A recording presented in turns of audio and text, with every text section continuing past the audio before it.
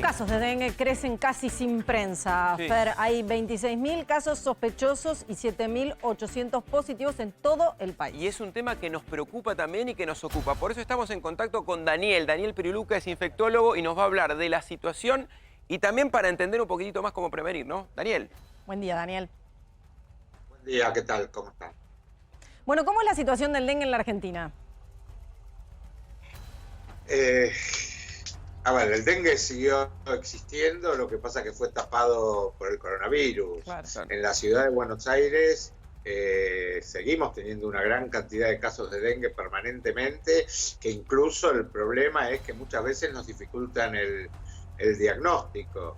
Los dos patrones básicos para los pacientes sintomáticos, tanto de dengue como de coronavirus, es la fiebre. Si bien uno tiene más dolores musculares y el otro tiene síntomas respiratorios, a veces nos es muy difícil poder confirmar, entonces nos obliga a estudiar al paciente con las dos cosas. La verdad que dificulta bastante, pero todos sabemos que en el área metropolitana el dengue todavía sigue circulando Daniel, en gran cantidad. ¿Usted quiere decir entonces que se pueden llegar a confundir de alguna manera los síntomas de uno y otro? Técnicamente, y si uno toma el libro estrictamente, no. Pero la verdad que muchas veces la fiebre como patrón es común a ambos dos. Y en la vida real a veces no todos los pacientes saben describir muy bien sus síntomas. A veces un dolor muscular o cierta fatiga se puede describir como falta de aire. Entonces por ahí el paciente tiene dengue, pero nos obliga a estudiarlo también para coronavirus. Claro. Hemos tenido varios casos de esos que hemos tenido que estudiar para ambas cosas. Vamos a hacer un breve resumen para saber. Primero, síntomas recién decía, fiebre alta puede confundirse con coronavirus. Sí. Se trata o hablan de la enfermedad rompehuesos por cómo te destruye o cómo te sentís, ¿no? Físicamente.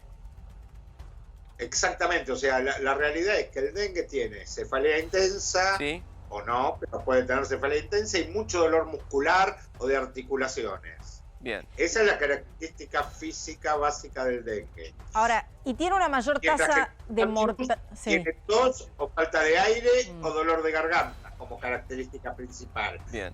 Pero a veces no son las cosas tan claras como uno quisiera. ¿Tiene una mayor tasa de mortalidad que el COVID, los casos de dengue? No estamos viendo mucha mortalidad en este momento en Argentina por dengue, Bien. pero podría haberla, sobre todo si empezasen a circular algunos otros serotipos que estuvo habiendo en América Latina. Pero no es lo que está pasando en este momento en cuanto a mortalidad. Pero sí, siempre y todos los años tenemos gente que fallece por dengue.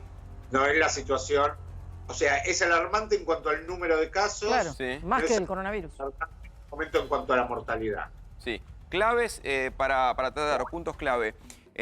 Si tuviste dengue, ¿la segunda vez que tenés es la que es más preocupante también? O sea, ¿tenés que estar atento a esa situación? Exactamente. Es muy raro que un primer episodio de dengue se complique. Bien. En los segundos es donde aparecen más complicaciones y eso quiere decir que uno tuvo otro serotipo. Claro. Porque el dengue deja inmunidad para su propio serotipo. O sea, el que tuvo dengue 1 no va a volver a tener dengue 1. Pero se circula, como está circulando aunque sea minoritariamente, dengue 4, sí se puede infectar. Por eso lo importante es extremar las medidas de precaución, que creo que es lo que nos importa en todo momento. Recién hablaba de muchos casos en la ciudad de Buenos Aires, pero ¿cuáles son las regiones más afectadas de Argentina? Bueno, siempre el noroeste es más serio, pero digamos yo puedo referirme más a los lugares donde yo más trabajo, que es en la ciudad de Buenos Aires y en el conurbano. En la ciudad de Buenos Aires hay varias regiones, prácticamente cada vez más regiones de Buenos Aires se suman con una gran cantidad de casos, y en el área metropolitana, digamos en el conurbano también. O sea, siempre las regiones son los grandes centros urbanos donde se acumula líquido y todo lo que va desde Buenos Aires para la Mesopotamia, porque son las áreas donde el clima más favorece el coronavirus.